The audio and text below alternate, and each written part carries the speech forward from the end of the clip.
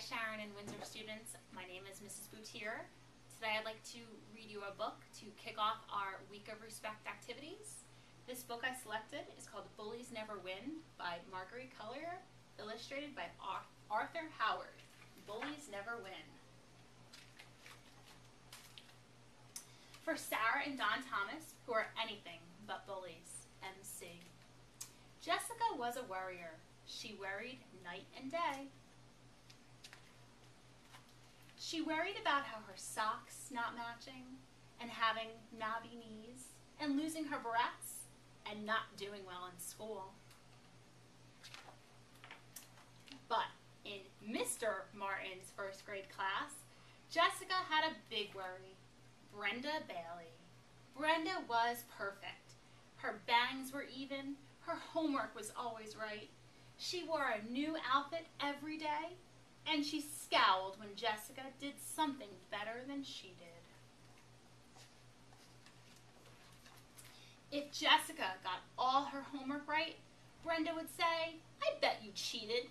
So Jessica hid her homework. If Jessica wore a new skirt to school, Brenda would say, "Your legs look like toothpicks."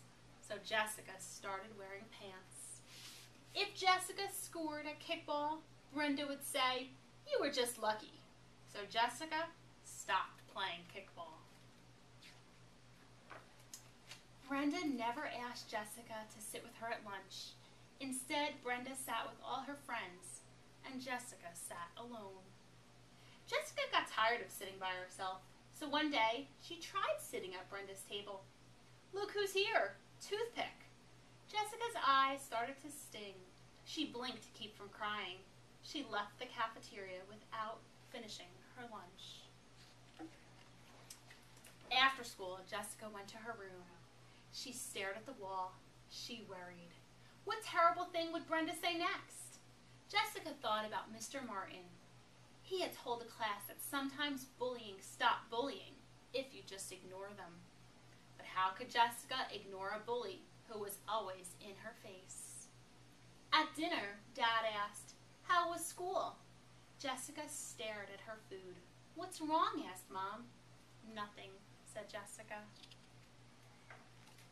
That night, Jessica couldn't fall asleep. She squeezed her eyes shut and tried to count sheep, but instead, she saw perfect little Brendas leaping over the fence. The next morning, her eyes felt as dry as sand, and her stomach hurt. "Can I stay home today?" she asked Mom. Her mother felt her forehead. "You don't feel hot." "I have a stomach ache," said Jessica. "I guess you are sick," said Mom. "Go back to bed." Immediately, Jessica's stomach felt better. I don't think Jessica was really sick. But she knew she couldn't avoid Brenda forever, so the following day, Jessica went to school. All morning, Jessica ignored Brenda. But at lunchtime, she discovered that Mom had packed her sandwich in Tom's lunchbox. She tried to shove it behind her back before Brenda could see, but she wasn't quick enough. "Toothpick has a boy's lunchbox," Brenda said to everyone. Jessica's cheeks felt like chili peppers. How could Mom have made such a mistake? "Come sit over here," called Anita. Jessica quickly sat down next to Anita and her friends. "That Brenda's such a bully," said Anita. "You should stand up to her." But Jessica couldn't. When she got home, Jessica told her mother, "You packed my lunch in Tom's lunchbox. It's a boy's lunchbox." "I was in a hurry," said Mom. "I'm sorry." She paused. "What difference does it make? Your lunch is your lunch, no matter what it's packed in." "It makes a big difference," said Jessica, and she burst into tears. "This can't be just about lunchboxes," said Mom. "It's about Brenda," said Jessica, hiccuping between sobs. "She picks on me. She calls me Toothpick. Today she teased me about Tom's lunchbox." "That's terrible," said Mom. "Have you told her how you feel?" "No," cried Jessica. "Then she'd really make fun of me." "Why don't you talk to Mr. Martin?" suggested Mom. "If he knew that Brenda was bullying you, he'd do something about it." That night, tossed and turned. Should she talk to Mr. Martin? Should she stand up to Brenda? What do you boys and girls think? What should she do? What could she say to her? Your bangs are ugly. Your knees are flat as pancakes. Your freckles look like pimples. The next morning, Brenda came up behind Jessica in the hallway. Toothpick, Brenda hissed. Jessica's heart began to pound. She thought about what her mother had said. She turned around and blurted, I'm going to tell Mr. Martin if you keep picking on me. Tattletale, said Brenda, and she stuck out her tongue and ran into her classroom.